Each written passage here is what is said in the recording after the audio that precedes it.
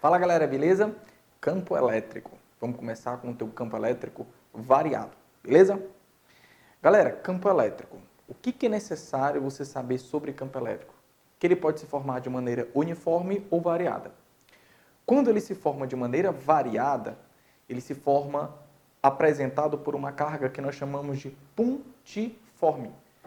O que é uma carga pontiforme? É aquela que ela está tão concentrada que eu posso dizer que ela está em forma de ponto.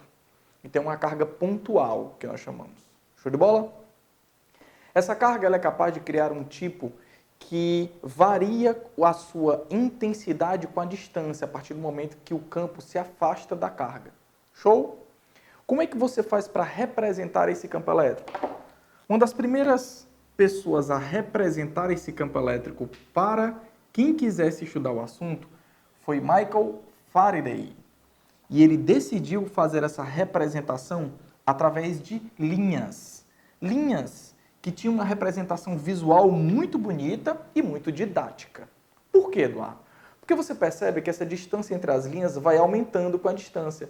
E esse aumento de distância entre as linhas indica justamente uma densidade menor de linhas à medida que você se afasta da carga.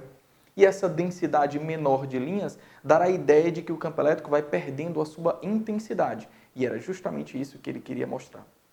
Campo, não visualize, não tente imaginar campo elétrico como se fosse o espaço em torno da carga. Não faça isso. Campo é, na verdade, um agente físico que essa carga é capaz de produzi-lo, que é capaz de produzir força elétrica em uma outra partícula que nós chamamos de carga de prova. Então faça o seguinte comigo. Trate de imaginar aqui uma pequena carga pontual também. Só que eu quero que você imagine essa concentração de carga aqui em preto menor do que essa, que aqui está em verde. Nós vamos chamar essa aqui de carga de prova e essa aqui de carga fonte. Pois a sua quantidade de carga ela é de grande intensidade, o que faz com que o campo elétrico que essa carga verde crie seja considerável. Enquanto o campo elétrico que essa carga cria, ele chega a ser desprezível. Então chamamos isso de carga fonte e chamamos isso de carga de prova. Show de bola? O que a carga fonte é capaz de produzir nessa carga de prova? Força. Então precisaram explicar por que uma carga positiva, ao ser aproximado de uma outra carga positiva, sofria ação de força. De onde é que essa força aparecia? Aí Michael Faraday explicou da seguinte maneira. Campo tem que ser então isso aqui. Campo é o agente físico capaz de produzir força elétrica em partícula carregada. O campo elétrico, que é essa carga que você está vendo, que nós vamos chamá-la de carga fonte, é capaz de produzir, esse campo produz uma força elétrica na outra carga que nós chamamos de carga de prova. Então, o campo fica sendo o agente físico capaz de produzir força elétrica em partícula carregada. E assim eu posso dizer que campo é igual a razão entre força sobre carga. Para que essa expressão fique matematicamente correta, é necessário você dar uma nomenclatura vetorial a campo e a força. E se você preferir, colocando essa carga em módulo, você pode dizer que campo tem a intensidade. O módulo do campo elétrico ele pode ser calculado como a razão entre o módulo da carga e a força elétrica. Show de bola? Galera, quais são as unidades de medida que você deve adotar para campo elétrico? Campo é igual a força. Deve ser medida em quê? Em newtons. E carga deve ser medida em quê? Em coulomb. Assim, a unidade internacional para campo elétrico deve ser justamente a razão entre o newton e o coulomb. Existe uma outra subunidade? Existe, que é o volt pelo metro. Mas isso não deve ser abordado na aula de hoje, só na aula de potencial elétrico. Show de bola? Galera, para finalizar, Faraday percebeu o seguinte, que essa carga ela era capaz de produzir força elétrica, mas ao produzir essa força elétrica, ela poderia ser tanto de repulsão como de atração. E isso ia depender do sinal entre as cargas que interagiam.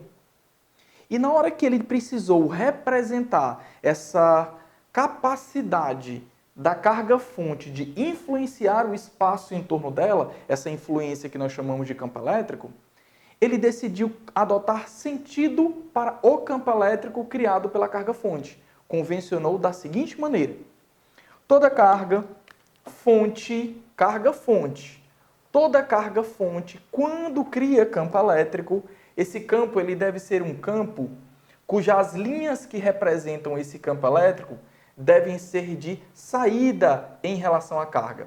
Alguns autores, quando você estiver estudando, eles vão chamar esse campo de afastamento.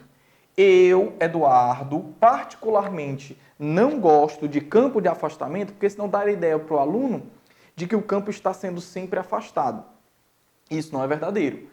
O campo, na verdade, é uma representação vetorial de N vetores em volta da carga, onde a carga positiva ele convencionou, foi uma escolha aleatória, de que o campo criado por carga positiva, as linhas deveriam ser sempre se afastando da carga. Enquanto o campo criado por uma carga negativa, você vai imaginar a mesma carga, ok? Em módulo com a mesma quantidade. Mas se a carga-fonte for negativa, as linhas que representam esse campo elétrico, também chamadas de linhas de força ou linhas de ação, elas já são linhas que devem ser se aproximando da carga. Eduardo, mas essa escolha ela foi aleatória? Perfeito. A isso a gente chama de convencionar. Então ficou convencionado o quê? O campo elétrico criado por uma carga-fonte, quando positiva, esse campo deve ser de afastamento, ou as linhas devem ser se afastando da carga. O campo elétrico, quando criado por uma carga negativa, as linhas devem ser de aproximação em relação à carga. Ou simplesmente as linhas são de saída da carga quando ela é positiva, ou de entrada na carga quando a carga é negativa. Representando o campo elétrico, e lembre-se que o que é campo? Campo não é o espaço em volta da carga. Campo é, na verdade, uma influência que a carga é capaz de exercer no espaço em torno dela. A essa influência, Michael Faraday decidiu chamá-la de campo elétrico. Beleza?